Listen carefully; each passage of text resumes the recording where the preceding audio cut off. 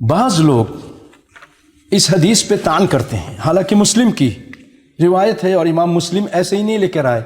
जब ये इस दर्जे की थी, सेहत के दर्जे को पहुंचती थी, तब इमाम मुस्लिम ने अपनी सही मुस्लिम में इसको जिक्र किया है। लेकिन वो बाज़ लोग जिनकी आदत है खामखा तान करना, और पूरी उम्मत इस्लामिया पाकिस्तान, हिंदुस्तान, बांग्लादेश में जाके देख ले, बहुत सारे उलमा इससे मना करते हैं, नहीं ये मकरूह है, ये रोज़ा मत रखो। इतनी वाज़ेह हदीस है, इतना अजर सवाब है, तुम इसको मकरूह कहकर लोगों को रोक रहे हो नेकी से? अल्लाह से डरते नहीं? कहते हैं इसके अंदर साद बिन सईद बिन कैस, ये रावी ज़ईफ़ है। यारे भाइयों, सबसे पहली बात तो ये है कि मुस्लिम शरीफ में इसको बयान किया गया है। अगर ये वाकई इस तरह का ज़ौफ़ होता तो इमाम मुस्लिम इसको बयान नहीं करते। अच्छी तरह समझ लें।